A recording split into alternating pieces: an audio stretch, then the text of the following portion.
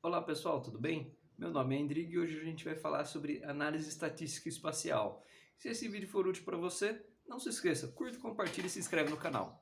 Vamos lá!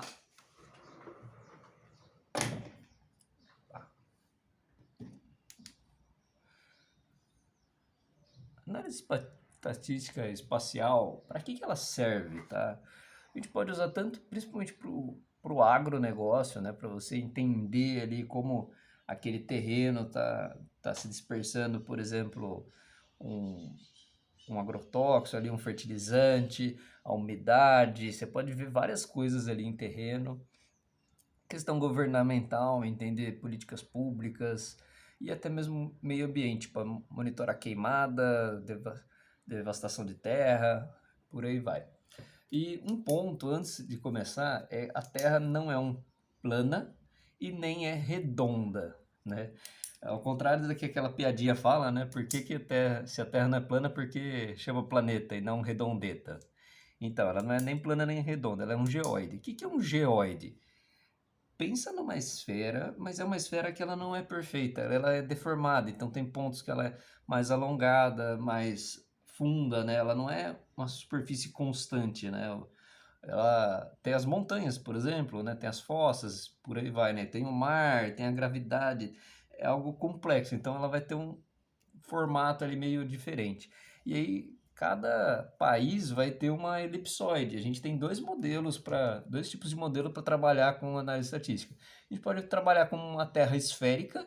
Isso é usado quando a gente não precisa de muita precisão nas nossas análises, senão a gente usa um elipsoidal. Elipsoidal seria uma elipse que mais se aproxima à parte do geoide, né, o terreno do geoide que você está olhando. Então, como eu falei, cada país às vezes vai ter uma elipsoide de referência, que ela é mais precisa naquela região, tá? E para explicar, a gente tem alguns conceitos. O mapa é algo que é feito na escala grande, escala pequena, desculpa. São áreas maiores ali. Uma carta, ela é feita numa escala média, né? Então é uma área específica. Às vezes você faz cartas específicas ali na geografia, né? Na cartografia. E a planta, a gente vai usar uma escala grande. Então eu estou falando de uma área pequena, por exemplo, a planta de uma casa. Aqui a curvatura da Terra não vai importar. A gente está falando de um negócio muito pequeno ali, né? Você pode considerar, digamos assim, para a planta como se a Terra fosse plana, tá? Mas só para a planta, não vai falar por aí que eu estou falando que a Terra é plana. E o conceito de escala, né? A gente vai ter dois valores, desinho por desão. O desinho é a distância no gráfico, e o desão vai ser a distância na realidade. Então vai ser 1 para 50 mil. Então cada 1 centímetro representa 50 mil. E por aí vai. Aí depende do seu tamanho do papel, enfim. E a gente tem alguns tipos de projeção cartográfica. A gente pode classificar elas pelo método. Se ela vai ser geométrica, né? Então você faz uma projeção do geoide, né, no plano, ou analítico, quando você usa fórmulas. Esse aqui é o método mais comum. Então vai ter expressões matemáticas para desenhar aquele gráfico ali no plano. E pela superfície de projeção.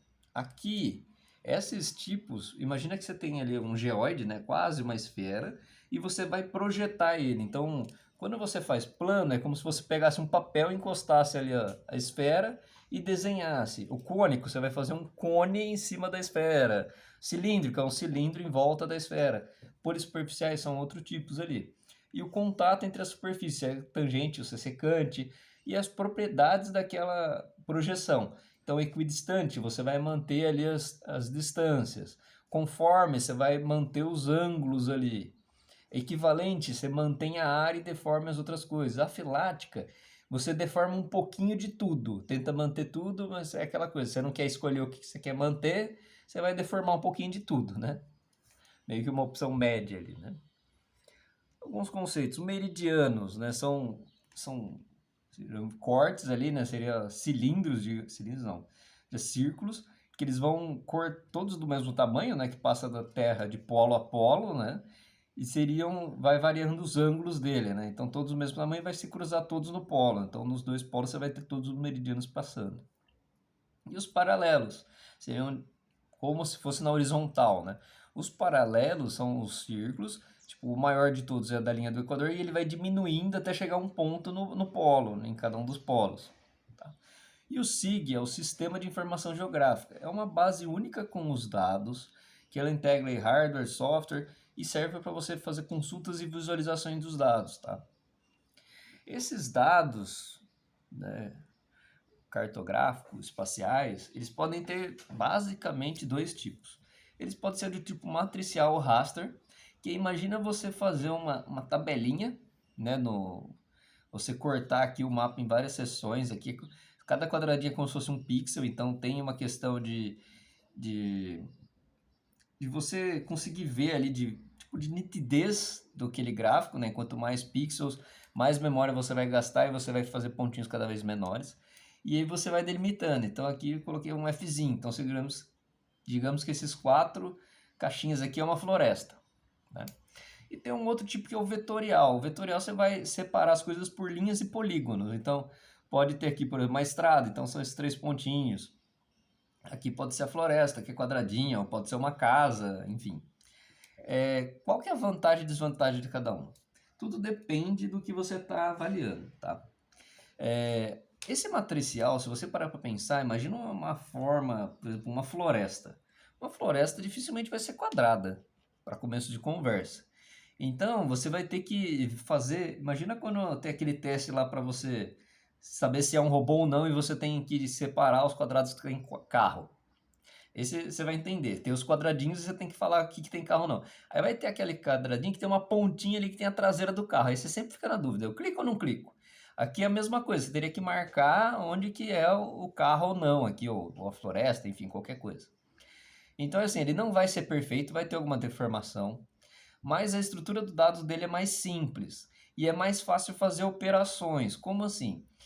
Cada quadradinho ele vai ter um valor Z, por exemplo. Aqui, imagina que são as florestas ali, o terreno, e você vai medir quantos milímetros de chuva teve em cada área. Você tem o valor, aqui teve 10, aqui teve 20, por aí vai. Então você tem aqui um mapa da chuva.